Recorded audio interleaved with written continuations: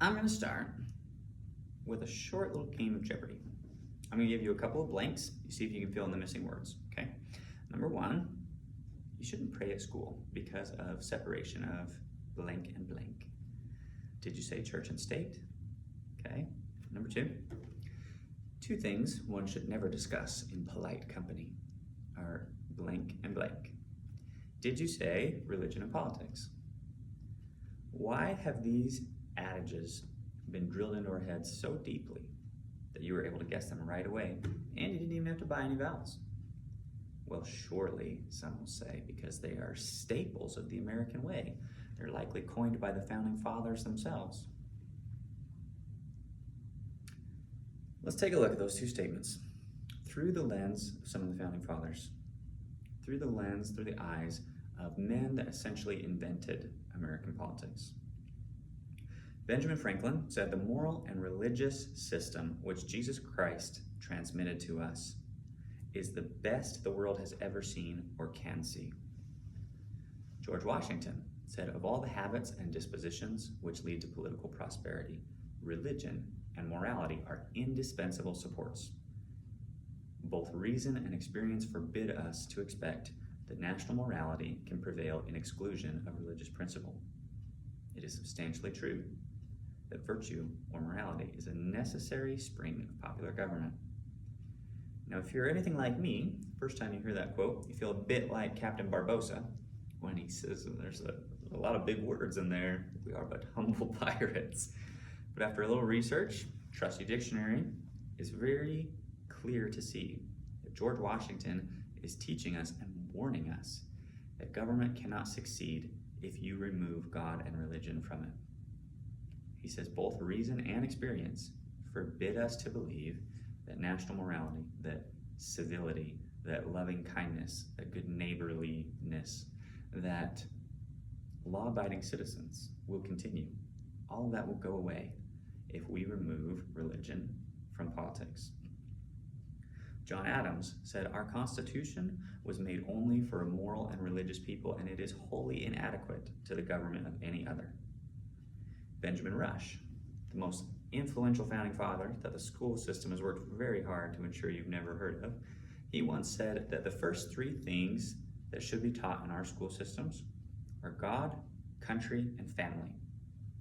Now, nobody that was present asked him or questioned why God was first, but there was somebody there that said, "Why did you put country before family?" His response was that if you ever lose control of your country, it will become the greatest enemy to your family. Samuel Adams said, "The preservation of good government depends on piety, religion, and morality." He believed this so much, in fact, that when he was made the lieutenant governor of Massachusetts, the first thing he did was say, "We're going to teach the youth religion and faith." He said the largest population here, the majority of them belong to this particular Christian denomination.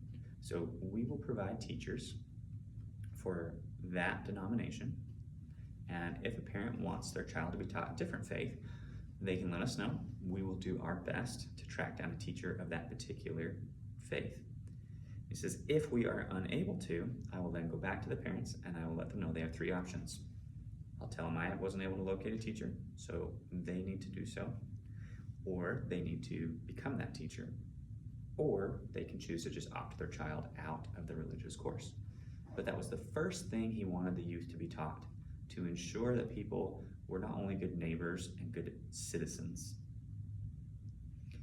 but good people in general, that he wanted to ensure that people functioned in a society, that they loved their country, that they served God, and therefore would serve each other. My high school history book had more pages about Marilyn Monroe than it did about George Washington, and that was far more pages than it had about Jesus Christ. What are the history books teaching your kids today? You see, the founding fathers believed very much in separation of church and state, or denomination and state. They didn't want you to be denied a job or an opportunity because you weren't of this particular sect. But they never intended for us to separate God and state. So why does the public school system, the far left, and internet trolls everywhere want you to think and believe that it's taboo to mix religion and politics when you can see how the founding fathers felt about it? The truth is, those people are not worried about offending the statistically 3% of atheists. They're not worried about offending people of other faith. When was the last time you were offended by hearing somebody pray for your safety and success, even if they pray to God using a different name than you do?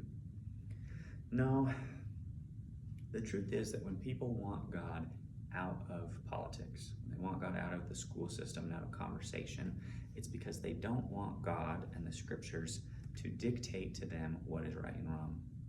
They want to usurp that authority and, in a sense, be their own false God to dictate for themselves and to our children, I might add, what is right and what is wrong, what is morally acceptable or unacceptable. They have invented a Jesus who wants them to work for social justice, but who makes no demands on their personal life or behavior. I wrote a book, it's on Amazon, called The Christ-Like Voter, and it addresses this very issue. You see, those people who don't want religion and politics to mix are the same people that want laws to ensure that all the unwanted children are taken care of by the government. All those kids that are produced by out-of-wedlock births, or the parents no longer or never did want them or want that responsibility.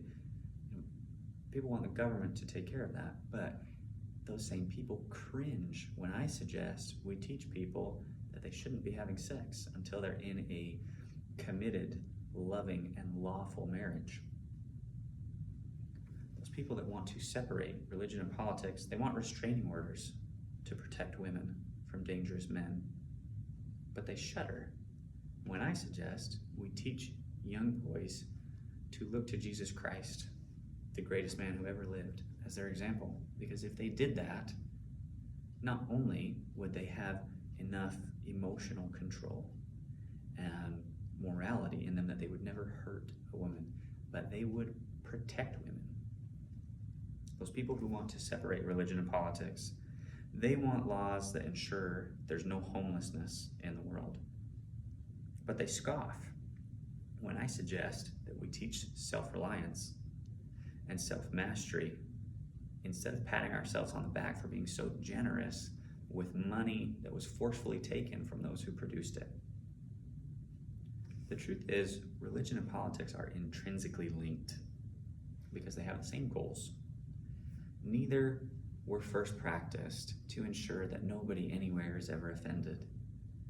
They were practiced to help individuals be kind and loving and Christ-like.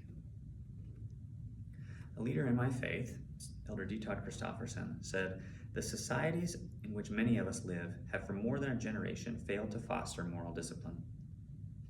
They have taught the truth. They have taught that truth is relative and that everyone decides for himself or herself what is right.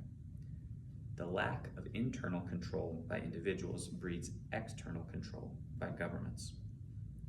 Policemen and laws can never replace customs, traditions, and morals as a means for regulating human behavior.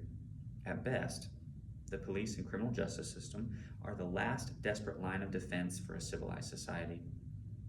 Our increased reliance on laws to regulate behavior is a measure of how uncivilized we've become.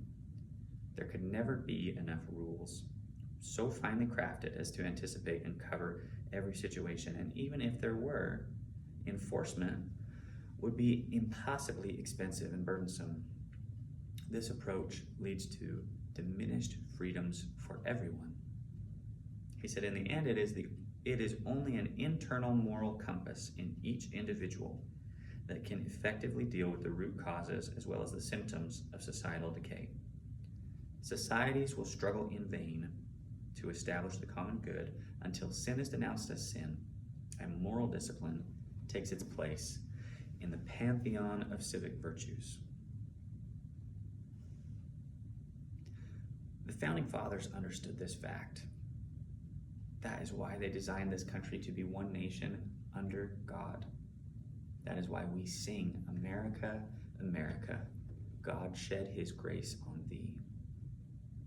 My hope, my prayer, my plea is that we can reunite God and religion and politics so that we may be worthy to once again have him shed his grace on us. This is a choice land, and whatsoever nation shall possess it shall be free from bondage and from captivity and from every other nation under heaven, if they will but serve the God of this land, who is Jesus Christ, who hath been manifested by the things which I have spoken.